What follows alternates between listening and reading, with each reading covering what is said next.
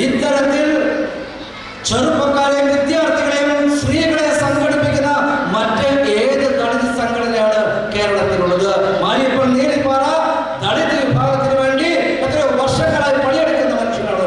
അദ്ദേഹം പറഞ്ഞു, DHRM കേരളം പോലെ മറ്റൊരു സംഘടന ഇല്ല.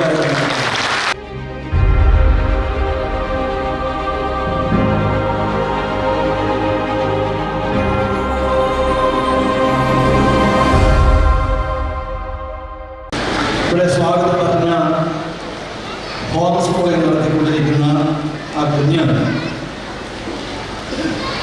ഒരുപക്ഷെ കേരളത്തിൻ്റെ വിദ്യാഭ്യാസ പ്രക്രിയയിലൂടെ കടന്നുപോയ ഞാനടക്കമുള്ള മനുഷ്യർക്ക് ഒരു മാതൃകയായ ഒരു കുഞ്ഞാണ് ഇവിടെ നിന്ന് സ്വാഗതം പറഞ്ഞത്. വ്യവസ്ഥാപിത വിദ്യാഭ്യാസത്തിലൂടെ മാത്രമേ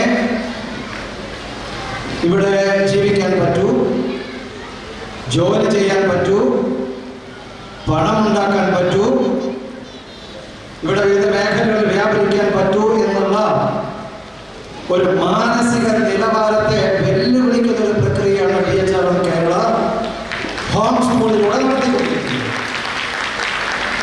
ഇവിടെ ആദ്യം സംസാരിച്ച അശ്വതി വളരെ വ്യക്തമായി പറഞ്ഞു എന്തുകൊണ്ടാണ് ദളിത് ആദിവാസി കുട്ടികൾ വിദ്യാഭ്യാസ പ്രക്രിയയിൽ നിന്ന് പുറന്തള്ളപ്പെടുന്നത്.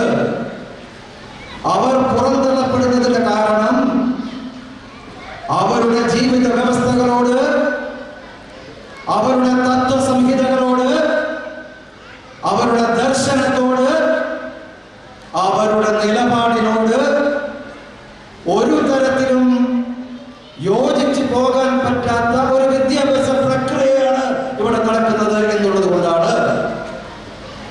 അപ്പോൾ അതിന് ഒരു മറുമരുന്ന് എന്ന രീതിയിൽ തത്വങ്ങൾ സ്ഥാപിച്ച ഹോം സ്കൂളിംഗ്, അതിലൂടെ ആയിരക്കണക്കിന് ദളിത് ആദിവാസി കുട്ടികൾ ഇനിയും കടന്നു വരുമെന്നും അവർ ഇംഗ്ലീഷ് സംസാരിക്കുമെന്നും ഏത് കൊളംബിയ യൂണിവേഴ്സിറ്റിയിലും ലണ്ടൻ സ്കൂൾ ഓഫ് എക്കണോമിക്സിൽ നിന്നും ഡോക്ടറേറ്റ് കിട്ടിയ അംബേദ്കറിനെ തുല്യരായ മനുഷ്യരായിട്ട് ഇവിടെ മാറുമെന്നാണ് ഈ ലോകത്തോട് കുറിച്ച് പറയാറുള്ളത്. ഇന്ത്യൻ കോൺസ്റ്റിറ്റ്യൂഷൻ ഉണ്ടായിട്ട് 75 വർഷവും 5 മാസവും 4 ദിവസവുമാണ്. അങ്ങനെ ആ 75 വർഷം കഴിഞ്ഞു നിൽക്കുന്ന വേളയിൽ നമ്മുടെ വിഭാഗത്തിൽപ്പെടുന്ന ഒരു ചെറുപ്പക്കാരൻ ഇന്ന് ജയിലിലാണ്. 2011 മോഹൻലാൽ എന്ന് പറയുന്ന ഒരു നമ്മളൊക്കെ ആരാധിക്കുന്ന ഒരു നടൻ 4 ആനക്കൊമ്പുകൾ കൈവശം വെച്ചു എന്നതിന്റെ പേരിൽ 2011 ഡിസംബർ മാസത്തിൽ ആ ആനക്കൊമ്പ് എറണാകുളത്തുള്ള തേവരയിലുള്ള അദ്ദേഹത്തിന്റെ വീട്ടിൽ നിന്ന് കണ്ടെത്തിയതാണ്. കേസെടുക്കാൻ 5 മാസം എടുത്തു. കേസെടുക്കാൻ 5 മാസം എടുത്തു. ആനക്കൊമ്പ് കൈവശം വെക്കാനോ അത് വിൽക്കാനോ വാങ്ങാനോ അതും ഒരു സ്ഥലത്ത് നിന്ന് മറ്റൊരു സ്ഥലത്തേക്ക് കൊണ്ടുപോകാനോ 1972 വനം വന്യജീവി വകുപ്പിന്റെ നിയമത്തിൽ പറഞ്ഞിട്ട് അത് നിയമവിരുദ്ധമാണ്. അത് കേസെടുക്കുന്നതിന് 5 മാസം എടുത്തു. കുറ്റപത്രം സമർപ്പിക്കുന്നതിന് 7 വർഷം എടുത്തു. കേസെടുത്തിട്ട് മോഹൻലാൽ എന്ന് പറയുന്ന മനുഷ്യന്റെ സൗകര്യം നോക്കി അവന്റെ സൗകര്യം അവന്റെ വീട്ടിൽ ചെന്ന് വനംവകുപ്പ് മൊഴിയെടുത്തു. ഒരിക്കൽ പോലും ഒരു പോലീസ് സ്റ്റേഷനിലേക്കോ വനംവകുപ്പിന്റെ ഒരു സ്റ്റേഷനിലേക്ക് വിളിച്ചു വരുത്തി മൊഴിയെടുത്തിട്ടില്ല. വെളുത്ത വർഗത്തിൽപ്പെട്ട ജാതിയിൽ ഉയർന്നു നിൽക്കുന്ന സമ്പന്നനായ രാഷ്ട്രീയവും സാമൂഹികവുമായ പിടിപാടുള്ള മോഹൻലാലിന്റെ ഒരു നീതിയും വേടന് മറ്റൊരു നീതിയും.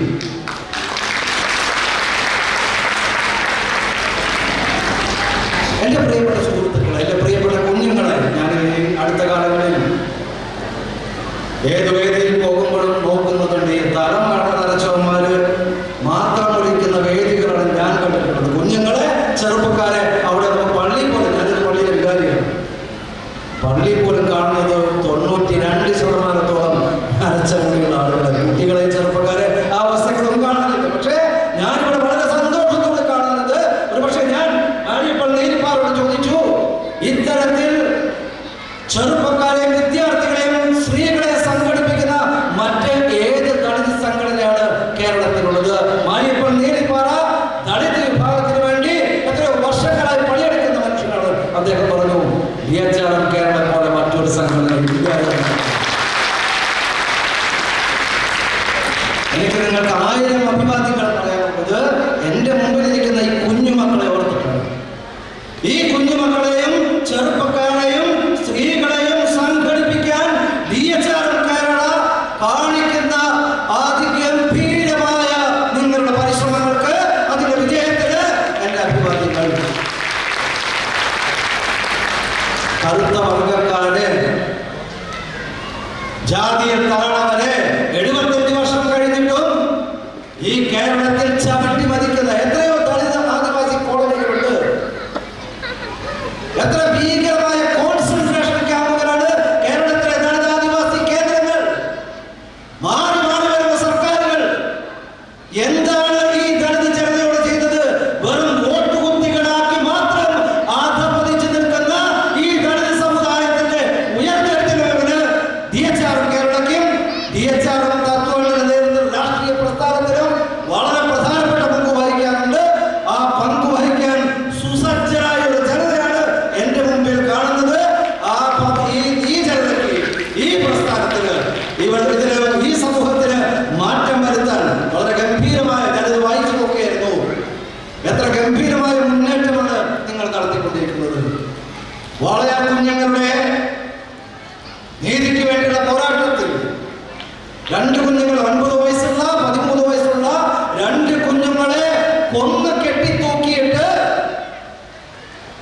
2 കുഞ്ഞുങ്ങളെ അമ്മയ്ക്ക് നഷ്ടപ്പെട്ടിട്ട് അമ്മയ്ക്കെതിരെ കേസെടുത്തുകൊണ്ട് അമ്മയെ തെരുവാണ് മുഴുവൻ നടത്തി അതിനീചമായി, അതിമ്ലേച്ഛമായി ആ അമ്മയെ തെരുവിലൂടെ ഏറ്റവും മോശമായി അവർക്കെതിരെ സംസാരിച്ചുകൊണ്ട് മുഖ്യമന്ത്രിയും മറ്റു മന്ത്രിമാരും കേരളത്തിലെ തെരുവിൽ കിടന്ന് അവർക്കെതിരെ സംസാരിക്കുന്നു.